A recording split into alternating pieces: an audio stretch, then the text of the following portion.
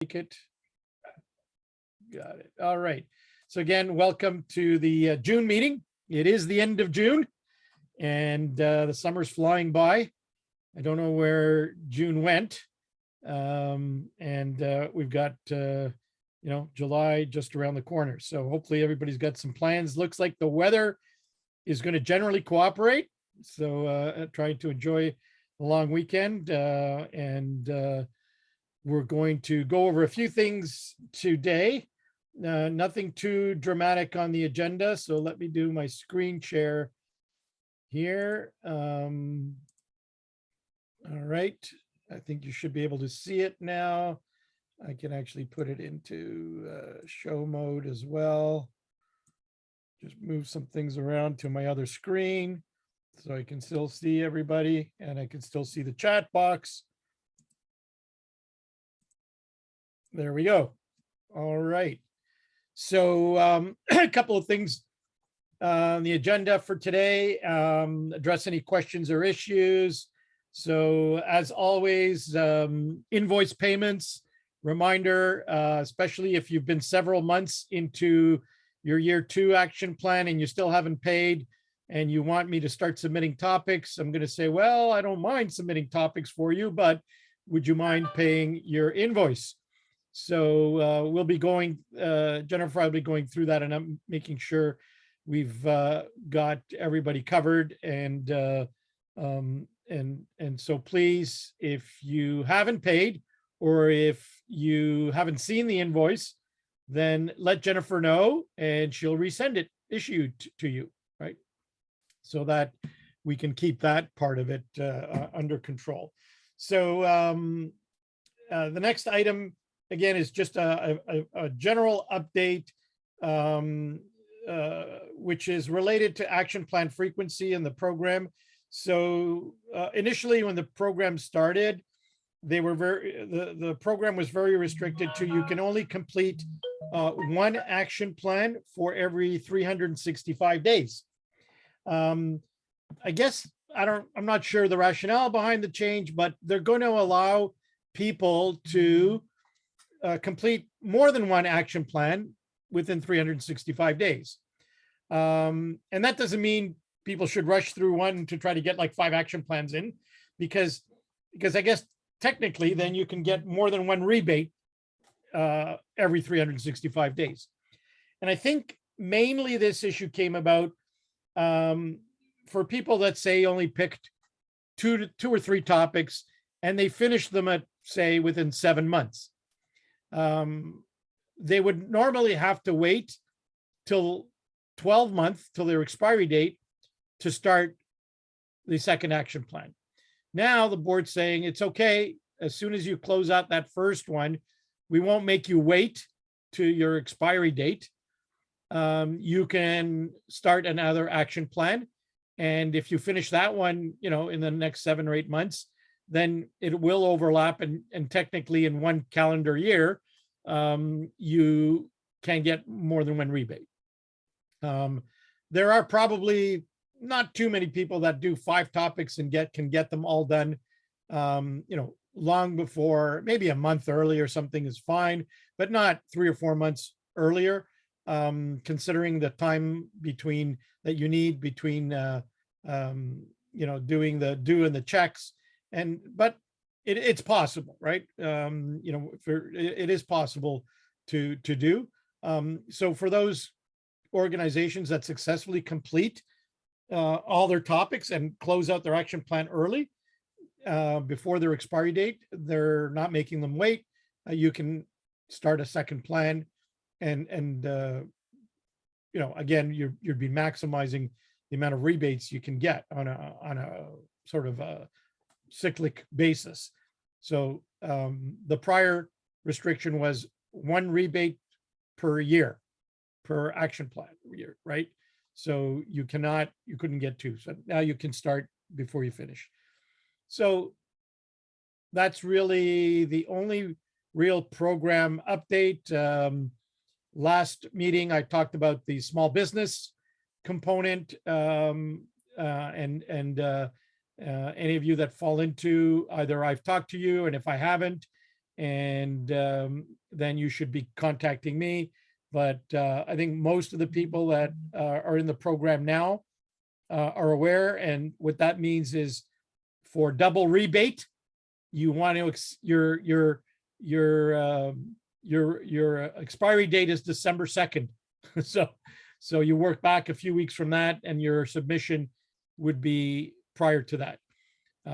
So for anyone in this that fell into that category, we've probably already talked. And if you're not sure, let me know. If you want, and again, I think I mentioned last meeting, if you're not sure if you fall into it, you can log in to the portal, look at your firm profile, and one of the listed items about you is, I think it says firm size or something like that. And if it says micro, small, or medium, then you qualify for the small business pilot, right? And if I haven't contacted you, then you should contact me. I did go through the list, and I did contact anybody, I believe, that showed up that qualifies. There are a number of people that do qualify, but they didn't come back for year two. So I sent them an email saying, hey, if you're interested, here's the benefits. And it's up to them to decide to take advantage or not. All right. Any questions on action plan, frequency? The pilot really is the only real program change. But otherwise, from a program perspective, everything else is status quo. Many of you are working on your action plans. Some of you have sent me drafts, and I've sent you back comments, which is great. Some of you haven't.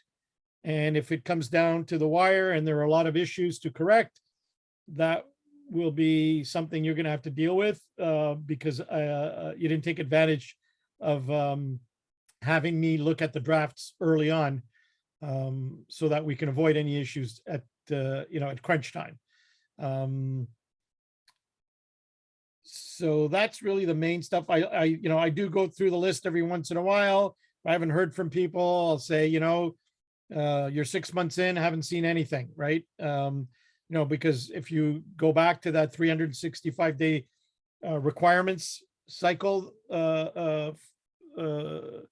form that I created, by that time you should have at least submitted 1 or 2 topics, right? And I should have seen your draft action plan. And if I've seen nothing, then basically you're behind, right? And the more the clock ticks, the more likelihood you're going to be having to defer topics. You just won't get it done properly. All right. And I do understand, things change, business changes, and I think we've been very reasonable about accommodating extensions to expiry dates when it makes sense. But if you just tell me I ran out of time, how much can we extend, right? So I deal with that on a case-by-case basis. All right. Any questions on the action plan update or current state? All right. All right. So when I did the kind of mini survey a couple of meetings ago, we had a couple of topics that were selected. Last meeting I did, I believe, the material handling, sprains and strains. The second one on my list, which we're going to do today, workplace health promotion. Next meeting, I think on the list here, I have pedestrian safety was a control of hazard topic that somebody wanted to go over. So that's number 3. And so when we get to the agenda item for next meeting suggestions, I'll do a poll again, and I can add to that list for topic reviews as a standing agenda item. So let's take a quick look at workplace health promotion. And let me do a screen share of where that's found in the documents.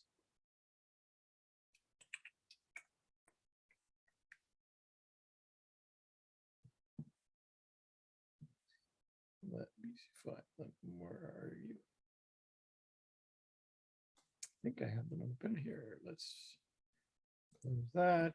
Yeah, I had the PDFs open. So let's see where they are.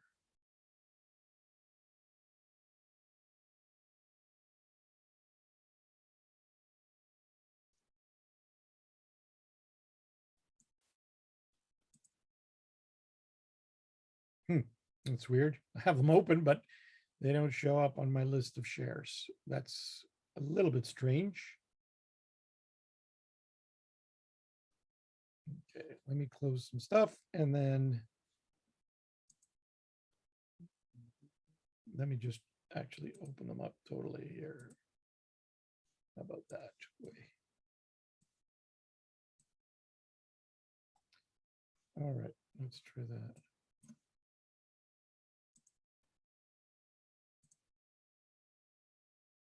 Here we go. Now they show up. Look at that. Okay. All right. Sorry about that. So workplace health promotion. I know there are probably a few of you on the call today that probably did this topic in year one. So I would greatly appreciate any impact feedback that on what you experienced with the submission, how you went about submitting it, so we can share what we all learned from this submission. So this is really, it's a great topic, especially lately with all the issues going on with people and the COVID brought in and all that. So, the code name for this also, some people know it as wellness program, health and wellness program. So it's all the same thing, right? So it wants you to look at the employees and their health and well-being, both at work and off the job, and how you can improve that, encourage things like professional development, safety culture. And they give you some examples of what kind of health promotion thing you can include. So you would establish a health promotion policy, health promotion program, and it would outline all the requirements. And you would include any of the initiatives that you undertake. And it could be, these are just some examples, it could be any combination of these, right, would be part of the initiative, right? So you would outline the ones you have, and then you may say, you also do a survey to see what other things people would like, and then you can add to the different programs. So, I don't know, like I've had people submit with 2 or 3 initiatives. You don't have to do 5 or 6, and they were able to complete the topic. It's not like you've got to do 5 or 6 of them, right? How you carry them out. And you would lay out in the plan exactly what you did. So the write-up for it from the requirements is pretty straightforward, and what the topic is all about. And here is the sample. So this is from the members guide version 5. I just clicked on the table of contents and went to it. And then the sample evidence story document also has a write-up. And so you can take a look at an approach to a submission. So, that kind of, again, is typical and plan why you selected the topic and how you went about creating the policy, who approved it, when it was created, right? And then the evidence upload for this is usually a copy of the policy standard procedure, right? And then how you went about executing it, right? So in this case, the example says they posted the policy, they mailed it to employees, with maybe if they set up some monthly meetings in advance for some of the initiatives, that would have been communicated as well. Okay. And they implemented, in this case, the EAP. They hosted weekly lunch yoga, provided staff with wellness newsletter, anti-smoking campaign. So these are some examples, right? So anything to do with health and wellness on and off the job would be those initiatives that you would undertake. And then you would collect kind of the evidence around these. So pictures, attendance sheets, screenshots of mailings if you did it, postings on websites, and all kinds of ways to collect the evidence to show that you carried out the different initiatives.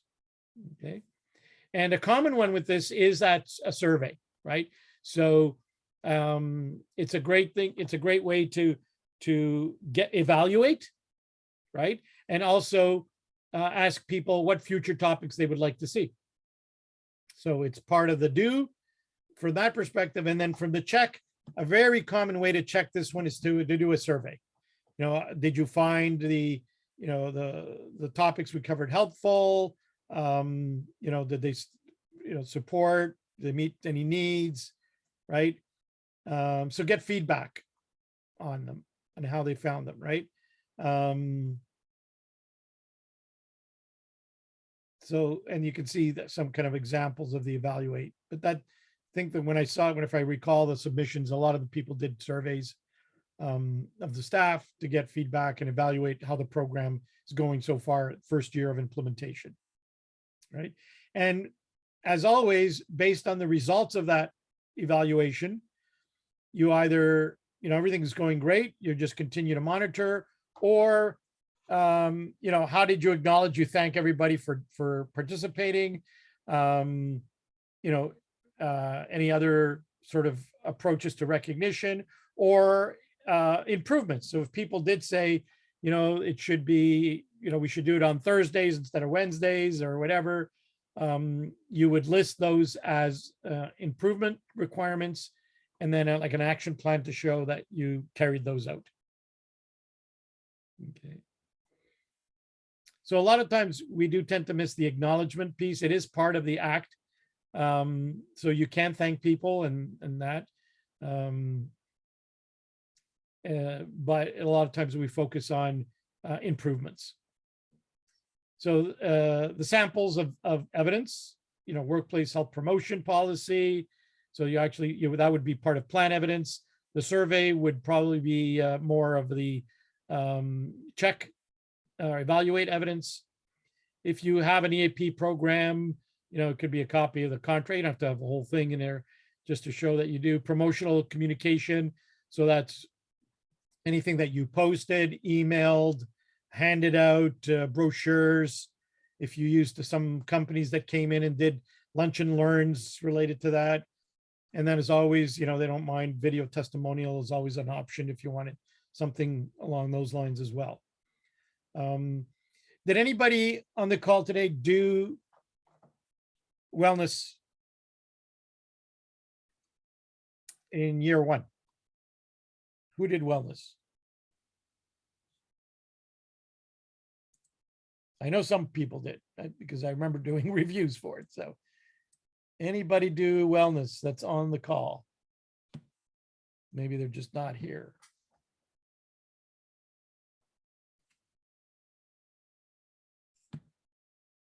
Nobody? Hi, James. Yep. This is Andrea from Agilus. We did workplace health promotion last year, just not me. Okay.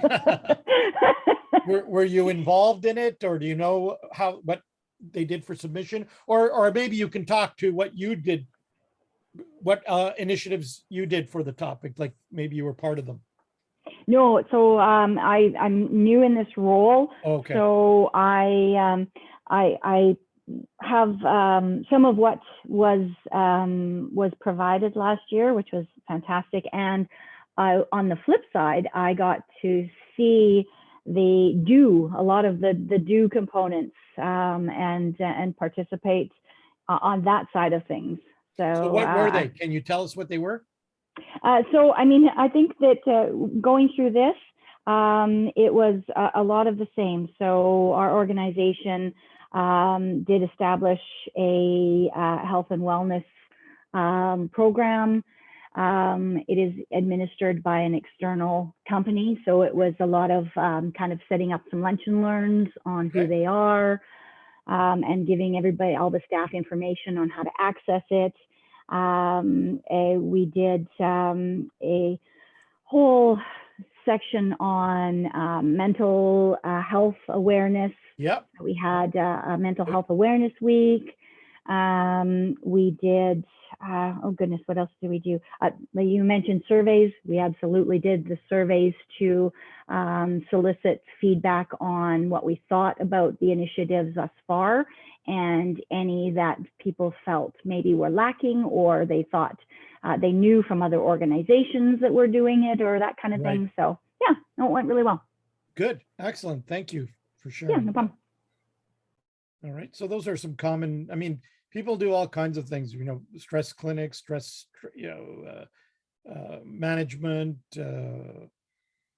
some diet, nutrition, blood pressure clinics, you know, all kinds of activities around this, right? You know, even off the job safety, right? Could be part of it. So you know, that I don't think any of submissions where they restrict and say, no, that doesn't count. As long as you can rate it to some sort of health related promotion type activity or wellness, it would count. All right. Anybody else do the topic? Anybody else do the topic?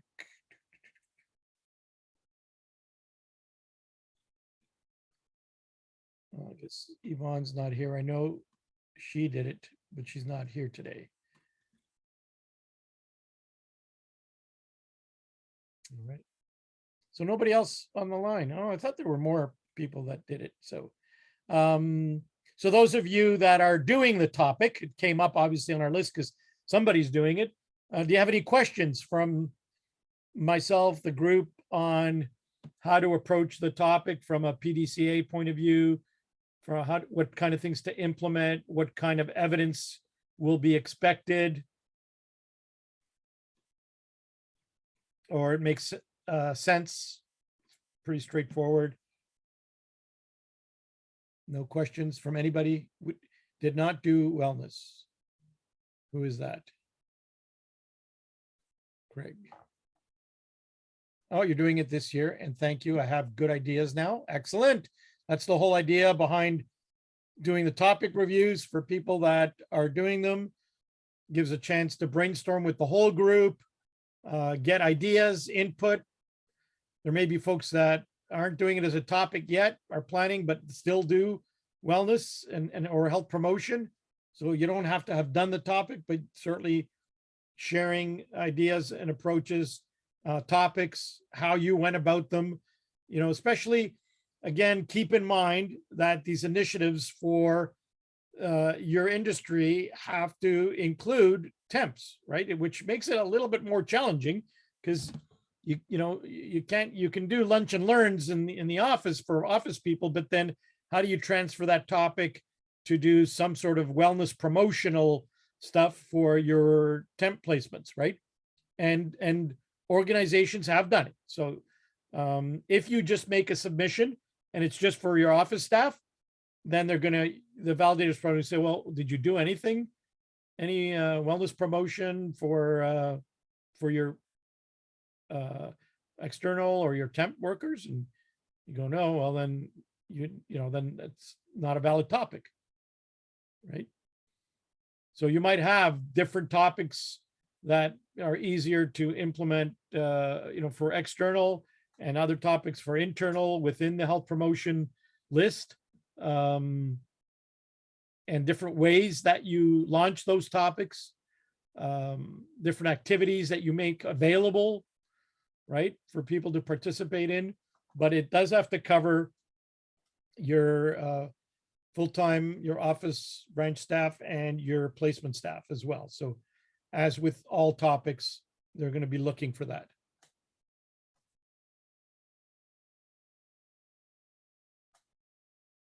Any questions, comments, feedback, ideas?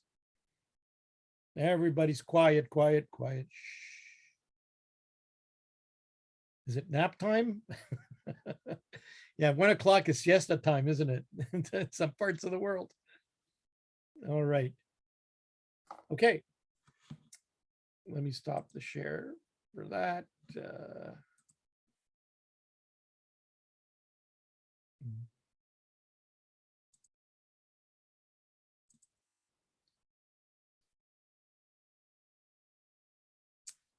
So we did the topic review.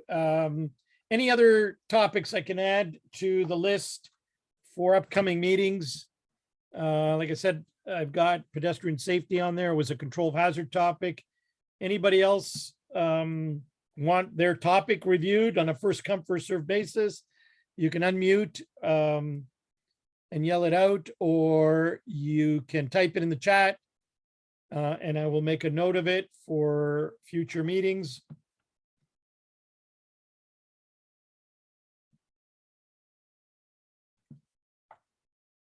I'm just looking at the chat box here to see if anybody's typing. And it doesn't have to be the 30, it can be a control of hazard topic as well.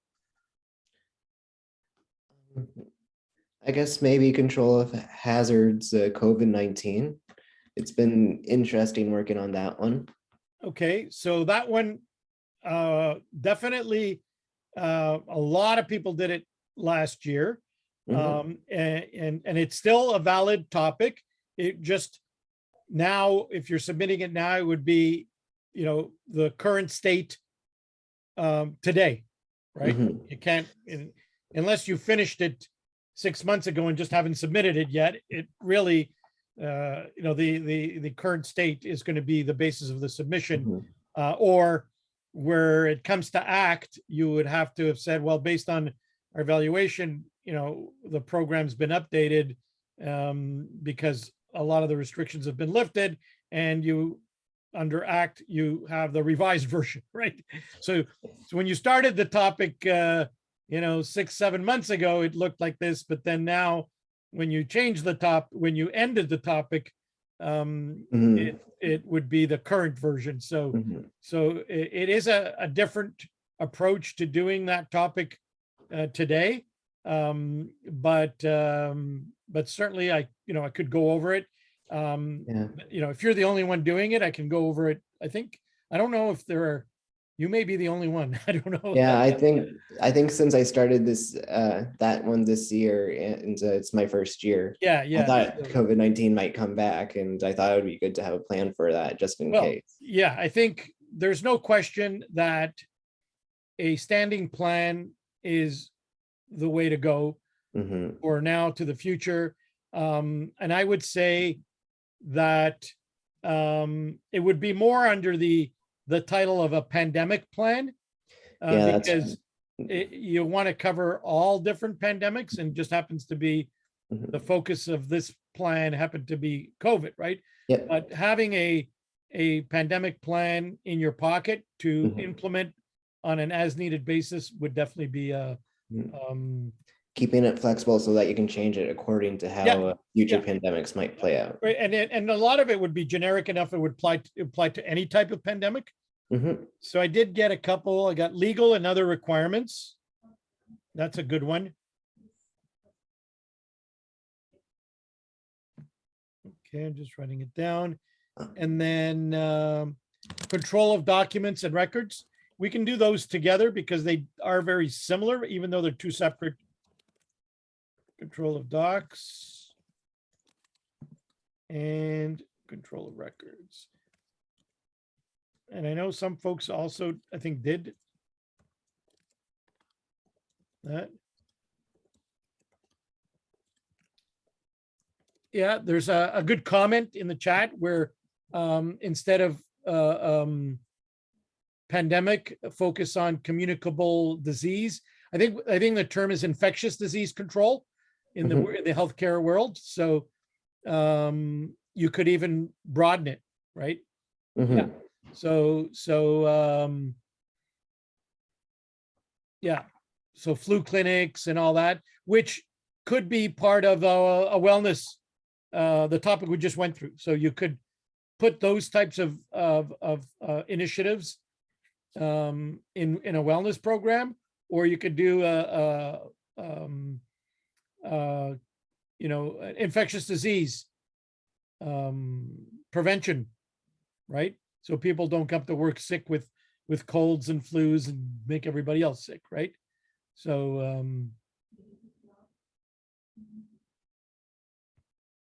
oh, injury illness reporting. Yeah, that's a popular one. Mhm. So I'm just putting it down, everybody, injury, illness, reporting. Okay, so I've got a couple for the next couple of meetings. That will take us through. So thank you for those suggestions. If you do have any others, please do not hesitate to send me an email saying, can you put this on the agenda for future meetings as well? I will do so. Okay. Excellent. Thank you. All right. Any, this is where we open up the floor to any questions that you might have, any questions on a topic you are working on that I can help, or maybe other folks who have done that topic. Yeah, somebody already put another one, return. Yeah, return to work. There are 3 topics in the program related to WSIB. So there's, I can add those as well eventually. I'll put the return to work topics ×3. Oh, what do you mean that there's 3? Sorry. I'll show you. Okay. 1 second.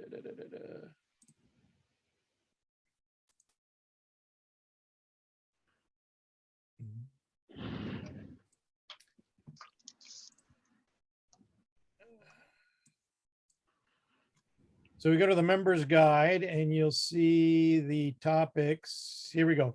Return to work program requirements, forms and tools, return to work roles and responsibilities, and accommodation and return. Those are 3 WSIB claims related topics. All right. Okay. That's what I Thank got. you. All right. Good. All right.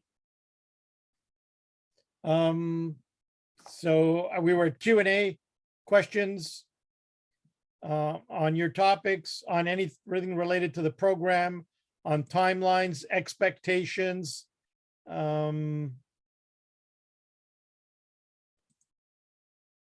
Everybody's 100% clear.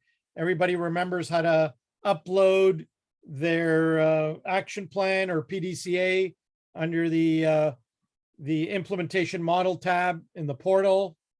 So you don't need ever to go through that again. Everybody should know or does know how to upload evidence in the evidence upload when it gets and to package your evidence into plan, evidence package, do, check, act. Hopefully you don't have to go through that again. For those of you who've done it, for those of you who haven't done it, you'll learn how to when you get to it. And I have probably sent you all the materials on how-tos to do that. And I will help you through it for the first time that you're going to go through it if you need help. The packaging of evidence is something people tend to forget.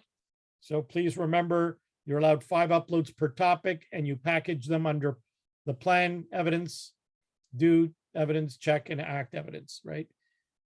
Remember, we don't use tab 3 on the portal. So don't start rewriting your evidence story all over again under the evidence story tab, because you already have done that in the PDCA document under the implementation model. So for providers that use an implementation model, you do not need to use tab 3.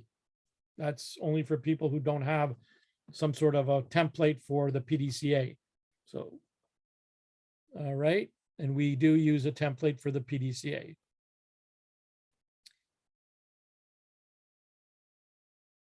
No questions on any topic. Everybody knows everything they need to know about their topics and does not have any questions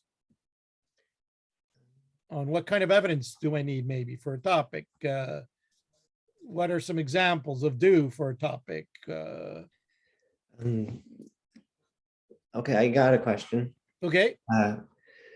I'm currently working on the first aid Good. topic for level 1. We already have one person in the office that's been first aid trained and certified, and we got their certification in the first aid kit. And we currently have 3 other people in line to get trained later on during July. do we only finish the do portion of the plan once we have all of the certifications into the first aid kit? Or do we mark that as complete Yeah. now? Yeah, if you, well, you've met the minimum legal requirement, but if your policy says we're going to train 3 people, then your topic's not going to be complete for submission till those 3 people are trained, right? You still have due is outstanding. I'm not sure what you mean about into the first aid kit. I think it mentioned somewhere that you would have a copy of a certification within the first aid kit, so that if someone was using the first aid kit, they'd know who had first aid training. No, normally you post the requirement is to post the names and work locations of the first aider on your health and safety board, and that's how people will know. All But right. I mean, you can put it in it's not wrong, but it's not a requirement to put it in the first aid kit. Okay, so I just misread that then. Yeah, No it's worries. just that they have to be posted, right? All right. And they have to be current certificates, right? Mhm. And you don't, you can post a certificate, their name and or work location, how to Mhm. get a hold of them, that kind of thing, right? Yep. So, and that one's an interesting topic because there are certain activities of due that mostly focus around your office staff, but then there is some, relevance to placement staff, right? So your program needs to include something around first aid for placement staff, right? So especially some guidance for them, when you're at a client site, if you need first aid, this is how you would get it, right? The whole process. Also make sure if you ever, get first aid that you notify so-and-so, at your company. So, and you can keep a first aid log for your workers. You can't rely that the client site's going to keep a first aid log, right? So you need a process for that. How would we go about doing the first aid thing for the temp staff that are out and about?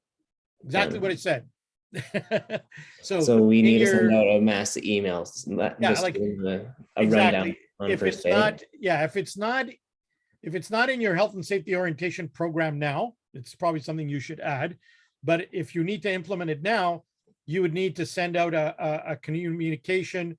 This is just an update. If for all our placement staff, anyone requiring first aid at a client site, the process would be that you would contact the supervisor who should contact the first aider, your client site. And so the client site should have certified first aiders, right? In addition, you shall notify, Brian McDonald immediately anytime you require first aid, right? Mhm. And then your policy will say, Brian will keep a log of all reported first aids for our temp staff in form 3.452, temp staff first aid log, right? All right. All right. So that All you're right. covered on both sides. Mhm. Okay, thank you. All right. There's a comment, Desiree, good, here, you'll email it, say, yeah, always anything comes up, let me know. I'm not sure what inspection report or pre-start checklist with client. That another example is that it's part, the checking their first aid program is part of your client site visit or assessment, risk assessment, client site evaluation. I mean, you guys call them a million different things, right? So when you take on a new client, usually there's a checklist of all the safety stuff. One of those is, do they have a first aid program? Do they have first aid kits? Do they have a certified first aiders? So that's another component that has implication for client site, right? Versus your offices. Thanks, Desiree, for reminding me of that. That's a very important place where the overlap goes into the client, onto the client site. So, so that would also be in your first aid program.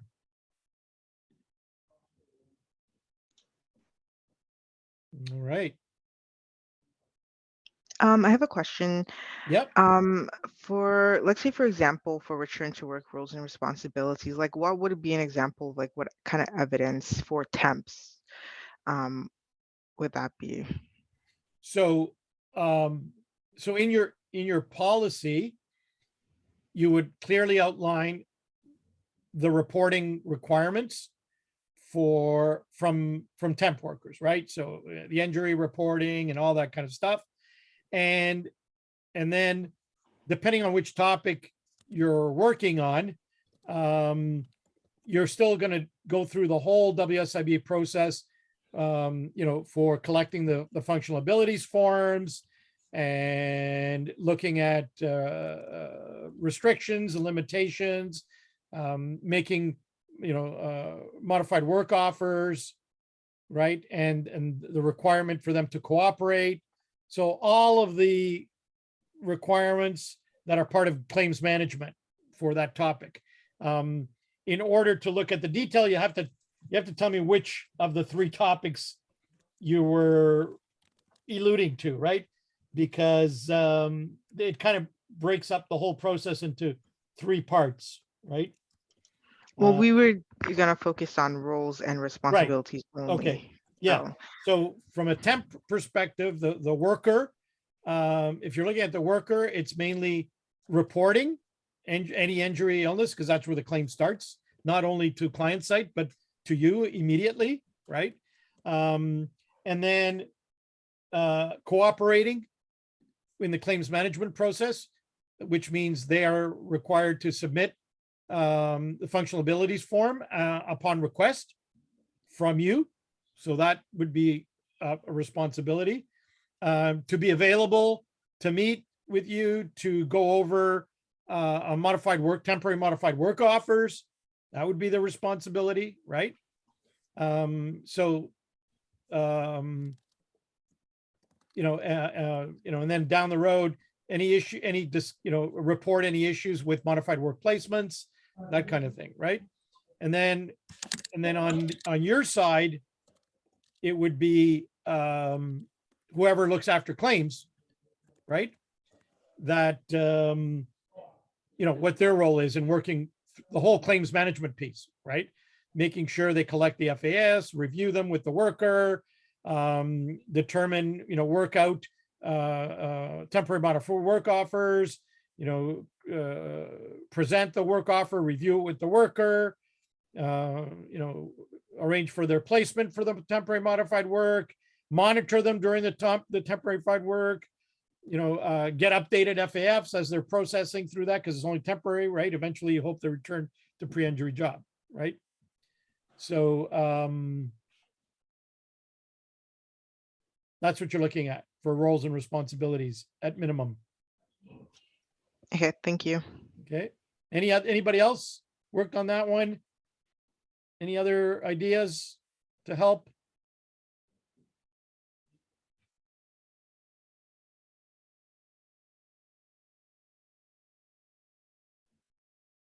And really, for that particular topic, wouldn't be too much different for your full-time staff.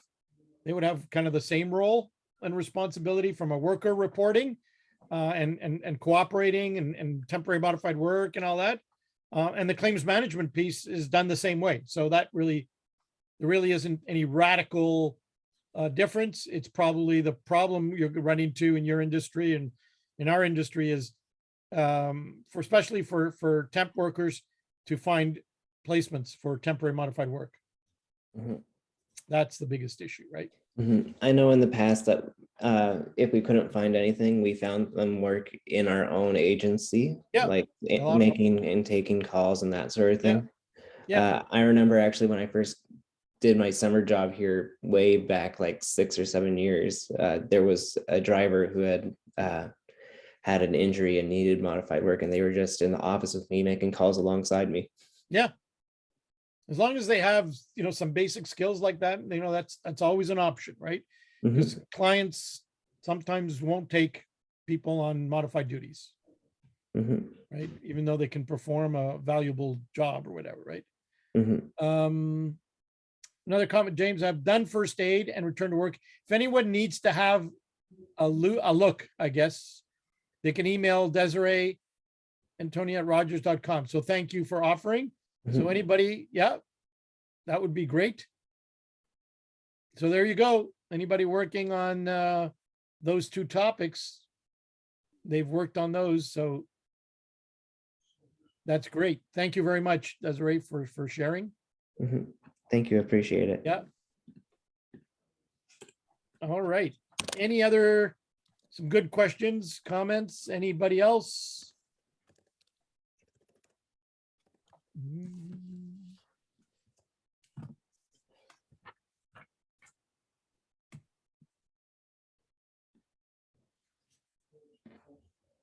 I don't see any questions, any other comments? All right.